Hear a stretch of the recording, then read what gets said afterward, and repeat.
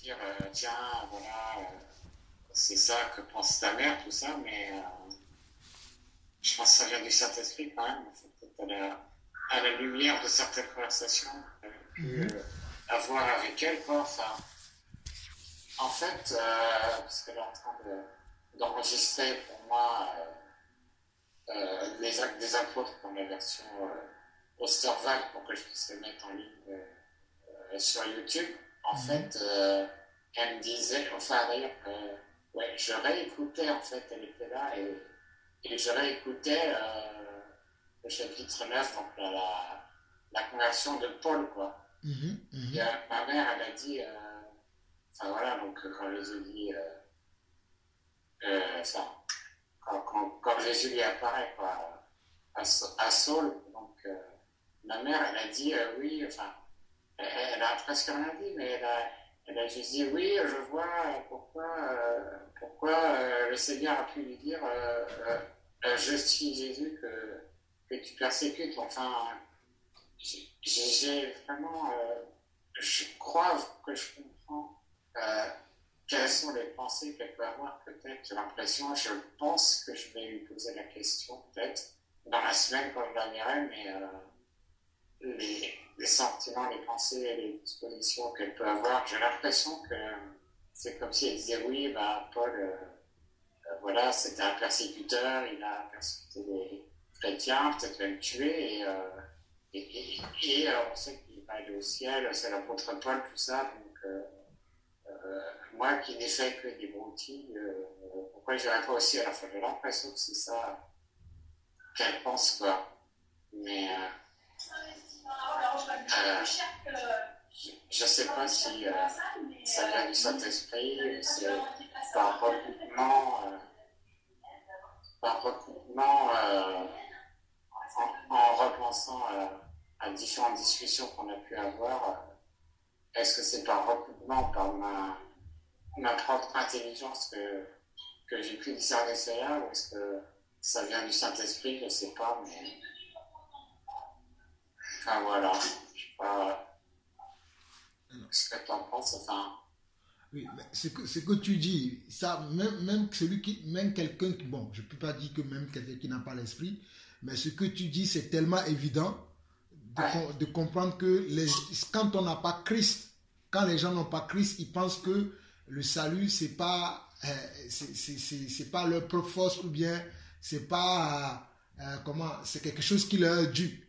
Sauf que le salut ne nous est pas dû. Nous devons chercher le salut. Par exemple, ce que ta mère dit par rapport à l'apôtre Paul, ben, dans un sens, si on veut parler charnellement, ce n'est même pas juste. Parce que même charnellement, quelqu'un qui fait beaucoup de tort aux gens est condamné et est livré à la mort après.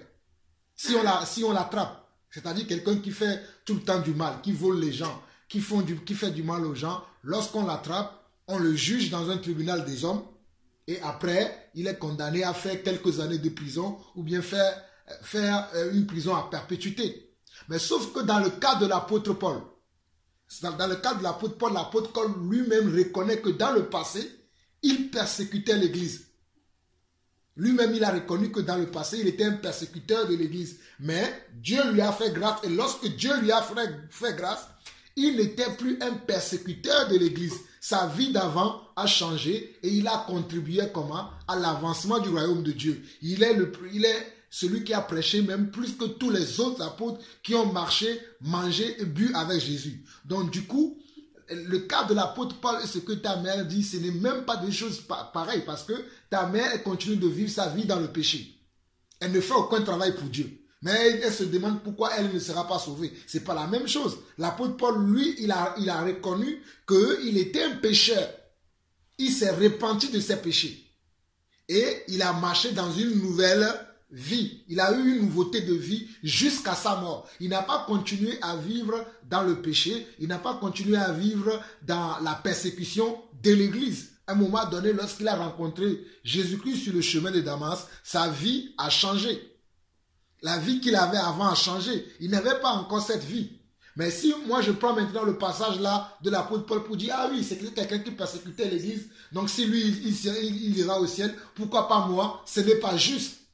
Parce que ce n'est pas, quand je dis ce n'est pas juste selon la parole de Dieu, parce que l'apôtre Paul s'est repenti de ses péchés et il a produit comment? Les fruits dignes de sa repentance après avoir été repenti. C'est-à-dire, après sa repentance, il a eu une vie exemplaire, une vie disciplinaire, une vie selon la parole de Dieu. Ce qui n'est pas le cas de ta mère. Je ne sais pas si je me fais comprendre. Hein? Ouais, en fait, voilà, les mots qu'elle a eus, elle a rien dit en fait. Elle a juste dit, je comprends que Jésus lui a dit, tu me persécutes. Voilà, c'est tout ce qu'elle a dit. Mais, voilà, je crois avoir discerné derrière cette phrase ce qu'elle pensait, quoi. Mais bon, je crois que je vais lui poser la question, tout simplement, et je pense que je verrai que je me suis pas trompé. Je me suis pas trompé, quoi. Voilà, je pense que quand je lui poserai la question, je pense pas m'être trompé, quoi. Non, mais moi, moi, j'étais pas là quand tu as eu cette discussion avec elle. Mais si réellement, hein, parce que bon, toi aussi, tu sais pas si c'est ce qu'elle croit réellement. Après, il faut avoir la discussion avec elle. Parce que des fois, on peut avoir une certaine genre de pensée, après qui n'est pas la même chose dans le cœur de la personne pour qui, hein, peut-être nous, on a eu une pensée mauvaise ou bien où on a eu un sentiment, alors que ce n'est pas réellement la pensée de la personne ou le sentiment de la personne. Nous, on a pensé à la place de la personne. Mais maintenant, ça peut être aussi vrai ce que tu dis que elle, peut-être, elle se dit dans sa tête, ben oui, mais malgré tout ce que l'apôtre Paul il a fait, il a obtenu la grâce de Dieu, il est maintenant dans le royaume des cieux, pourquoi pas moi? Mais sauf que cela ne sera pas vraiment juste au fait. C'est-à-dire, si réellement elle a cette pensée, cela ne sera pas juste dans le sens où c'est vrai que l'apôtre Paul a persécuté l'église. C'est vrai que l'apôtre Paul était avant un blasphémateur, quelqu'un qui ne marchait pas selon la volonté de Dieu. Mais toute sa vie après, il n'a pas continué dans ce sens-là. La vie qu'il a menée après a prouvé le contraire de la personnalité qu'il avait avant. A prouvé le contraire de ce qu'il était avant. Du coup, quelqu'un qui va avoir ce genre de pensée aujourd'hui doit aussi aller vers Christ et avoir une vie qui n'est plus pareille à la vie qu'il avait d'avant. Je parle en général, hein, je ne parle pas uniquement dans le cadre de ce que tu as dit, peut-être que c'est ce que ta mère a pensé, mais je pense parce qu'il n'y a pas que, il y a beaucoup qui pensent ça. Mais peut-être qu'ils ne pensent pas comme, qui ne prennent pas l'exemple de l'apôtre Paul, mais qui vont dire que non, mais de toute façon, Dieu me fera grâce un jour. Oui, Dieu va nous faire grâce, mais quand Dieu va te faire grâce, il faut d'abord que toi-même tu le veuilles que Dieu te fasse grâce. Il faut que tu acceptes que le Seigneur Jésus-Christ est mort à la croix pour toi, pour tes péchés, et il veut que tu changes. Ça, c'est la première étape. Mais la deuxième étape maintenant, il faut que tu produises comment? Les fruits dignes de la repentance. Autrement dit, si je prends par exemple maintenant l'exemple de l'apôtre Paul, si l'apôtre Paul, même sur le fait que sur la route de Damas, qu'il avait rencontré le Seigneur, et que si après, il n'avait pas produit des fruits dignes de la repentance, ben, il n'ira pas au ciel. Qu'est-ce qui fait que l'apôtre Paul il va aller au ciel? C'est parce que quand il a rencontré Jésus-Christ sur le chemin de Damas, d'abord, il a accepté d'avoir rencontré Christ. Ça, c'est la première étape. Il a accepté cette rencontre-là. Et quand il a accepté, il s'est repenti de son passé et il est passé par le baptême. Nous savons tous que, bon, voilà, le Seigneur a envoyé le frère Anania pour lui imposer les mains afin qu'il recouvre la vue. Et après, une fois qu'il a recouvert la vue, il a été baptisé. Et nous savons tous qu'avant d'être baptisé, on est obligé de passer par la repentance. Donc l'apôtre Paul a refait ce chemin-là. Parce qu'avant, il était comment? Il était dans le judaïsme. Mais après, il est revenu dans le christianisme. Il est revenu vers le Christ. Et il est passé par toutes ces étapes. Et une fois qu'il est passé par toutes ces étapes, lui-même, il a reproduit Christ après dans sa vie. Il a eu une reproduction dans sa vie après avoir rencontré le Seigneur Jésus sur le chemin de Damas. Mais un pécheur aujourd'hui qui va se dire que si Dieu a pu pardonner l'apôtre Paul, a pu ouvrir le royaume des cieux à l'apôtre Paul, pourquoi pas moi? Mais serait en train de se tromper parce que l'apôtre Paul, lui, il s'est repenti de ses péchés et il a produit les fruits dignes de la repentance après. Donc si tu penses comme ça et que tu ne t'es pas repenti et que tu n'as pas les fruits dignes de la repentance, tu n'iras pas au ciel. Parce que pour aller au ciel, il faut passer par quoi? Par la repentance et après reproduire les fruits dignes de la repentance, ou bien ce que nous appelons communément la sanctification, c'est-à-dire avoir une vie de sanctification, se sanctifier jusqu'à la fin des temps afin d'avoir part au royaume de Dieu. Mais si tu te dis que non, parce que bon, je connais un grand pécheur à qui Dieu a pardonné le péché, pourquoi pas moi? Mais nous avons même beaucoup d'exemples dans la Bible. Regardez les 2 voleurs qui étaient crucifiés à la croix avec le Seigneur Jésus. L'un persécutait le Seigneur. L'un disait que celui-là, c'est lui qui méritait d'être, qui doit aller en enfer. C'est-à-dire qui mérite cette place-là. Alors que l'autre disait que non, lui n'a rien fait, mais nous avons mérité d'être ici. Et le Seigneur va répondre quoi? Il va répondre que non, aujourd'hui même, toi tu seras avec moi dans le royaume des cieux. Pourquoi le Seigneur a répondu comme ça à l'autre voleur?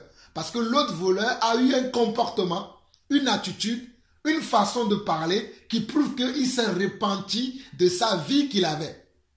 Parce que le premier voleur, lui, il condamnait encore Jésus. Il disait que comment tu fais que toi aussi tu es ici avec nous. Mais il n'avait pas compris que si Jésus était à la croix comme lui, Jésus était là pour que lui soit sauvé. Donc c'est le deuxième voleur, le deuxième brigand qui avait pu discerner cela et qui a dit, Seigneur, eh bien, la parole dit quoi? Nul ne peut dire quoi? Nul ne peut dire Seigneur si ce n'est le Seigneur qui fait grâce à la personne. Donc le deuxième voleur, lui, il a dit, Seigneur, souviens-toi de moi lorsque tu seras dans ton royaume. Pourquoi il a dit ça? Et la Bible dit que c'est pas ta bouche que nous serons, c'est pas nos paroles que nous serons justifiés et c'est pas nos paroles que nous serons condamnés. Nous avons plusieurs fois partagé ce passage de Matthieu qui dit que c'est pas notre parole que nous serons justifiés et en même temps il dit que c'est pas notre parole que nous serons condamnés. Et la Bible dit également que quiconque invoquera le nom du Seigneur sera comment? Sera sauvé. Mais entre les 2 brigands là qui étaient à la croix avec le Seigneur, qui a invoqué le Seigneur si ce n'est celui qui a dit Seigneur? Parce que des fois nous avons une imagination de comment la parole de Dieu fonctionne.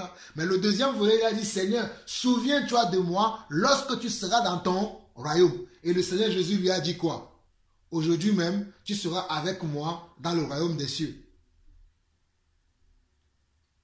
Aujourd'hui même, parce que lui, il a reconnu. Déjà, il a appelé Jésus comme, il a dit, Seigneur, souviens-toi de moi. C'est quoi? C'est une acte de repentance. C'est une acte de conversion, de changement. Il reconnaît qu'il ne peut pas, de lui-même, il ne peut pas aller, parce qu'il quoi? Parce que la vie qu'il a menée sur terre lui ferme cette porte. Mais s'il passe par Jésus, il peut aller. C'est pour ça qu'il va lui dire qu'il va l'appeler Seigneur. Quiconque invoquera le nom du Seigneur sera sauvé. C'était lui la première personne. C'était ce voleur qui était la première personne qui est passé par Jésus pour rentrer dans le royaume. Ah oui, c'était lui le royaume des cieux. Lorsqu'on va rentrer dans le royaume des cieux, c'est lui la première personne. Après que Jésus a enseigné sa parole sur terre, c'était lui la première personne qui est rentrée dans le royaume des cieux au travers de sa parole, en invoquant le nom du Seigneur. C'est vrai qu'après les apôtres ont travaillé, mais ce voleur-là à la croix, il était le premier à accepter Christ à la croix. C'était lui la première personne qui a reconnu dans notre Seigneur Jésus-Christ qu'il était quoi? Qu'il était le chemin, la vérité, la vie. Qu'il était quoi? Qu'il était celui en qui on doit invoquer, celui qu'on doit invoquer, celui qu'on doit supplier, celui en qui on doit faire toutes nos demandes. Et lui, il a reconnu ça. Donc, il était le premier qui nous a dévancés dans cet acte de foi.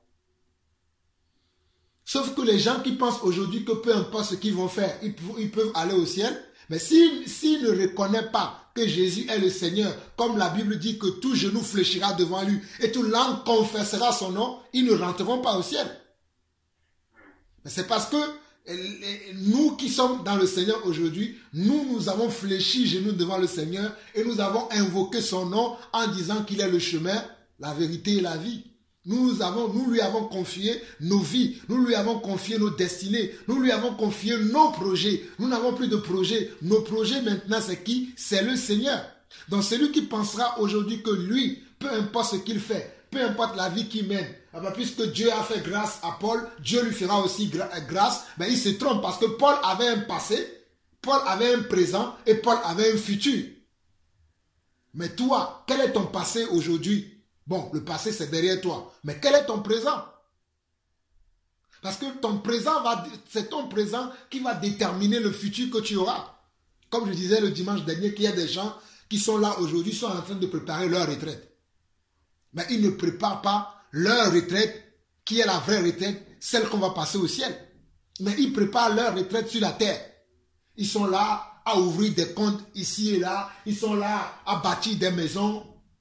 Mais ils ne pensent pas à la retraite qu'on va passer au ciel.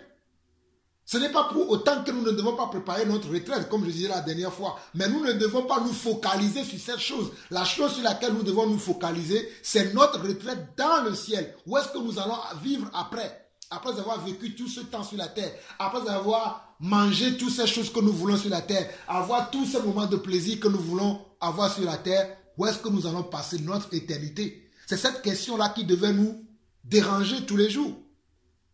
Comme ce passage que nous avons aussi l'habitude de partager dans le livre de... comment appelle-t-on? Dans le livre de... Il y a même une chanson sur ça, où quand on dit que jeune homme, réjouis-toi dans ta vie, fais tout ce que tu veux. Mais rappelle-toi que le Seigneur te ramènera, te demandera justice par rapport à comment tu as vécu. Voilà, Ecclésiaste, merci mon frère. On a partagé ce passage-là plusieurs fois où la Bible dit, jeune homme, réjouis-toi pendant les jours de ta jeunesse. Promène tes yeux comme tu veux. Mais sache qu'un jour, Dieu va t'amener comment? En jugement par rapport à comment tu as vécu sur terre. Mais est-ce que c'est pour autant que moi maintenant je vais aller vivre ma vie comme je veux? Non, parce que je sais qu'un jour, Dieu me demandera un jugement par rapport à comment j'ai vécu. C'est pour cela que nous devons vraiment faire attention peut-être nous ne faisons plus ce genre d'erreurs, mais ceux-là qui sont encore dans le monde, mais qui ont déjà entendu parler de Jésus, mais qui ne l'ont pas cru, c'est-à-dire qui ne lui ont pas donné leur vie, qui ne lui ont pas fait confiance, mais qui continuent de vivre leur vie, mais qui s'attendent que Dieu il est tellement miséricordieux que le jour là, Dieu va les laisser entrer. Moi, je sais qu'il est écrit dans ma parole que c'est uniquement celui qui aura confessé ses péchés, celui qui aura passé par le chemin de repentance là, c'est celui-là qui rentrera au ciel. Moi, c'est ce que moi je vais enseigner, c'est ce que je vais continuer à dire, parce que c'est ce que la Bible dit, et c'est ce que moi-même j'ai reçu. Je ne suis pas sauvé parce que voilà, je sais que Dieu est là, peu importe ce que je vis, je serai sauvé. Non, mais c'est parce que je me suis repenti de mes péchés, et que j'ai fait un effort aujourd'hui de ne plus vivre dans le péché jusqu'à la fin de mes jours. Quand le Seigneur me révèle qu'il y a une telle chose dans ma vie à changer, je fais un effort de le changer. Je ne reste pas sur mes péchés, je ne reste pas dans le péché en disant que non, de toute façon, Dieu a fait grâce au voleur à la croix, il me fera aussi grâce. Non. Dieu a fait grâce au voleur à la croix, mais le voleur à la croix l'a voulu, l'a demandé. Donc il faut que nous demandons, il faut que nous le voulions au travers de nos actions, au travers de nos comportements, au travers de nos manières de vivre, nos façons de faire, nos manières de vivre doivent prouver que nous avons accepté le Seigneur et que nous avons aussi accepté comment sa parole et que notre vie ne sera plus notre vie d'avant parce que nous marchons maintenant selon les principes de Dieu, selon la parole de Dieu et les principes de Dieu, c'est sa parole. Et la Bible déclarera, la parole de Dieu déclarera que quiconque aime le Seigneur, qui s'éloigne comment? Du péché.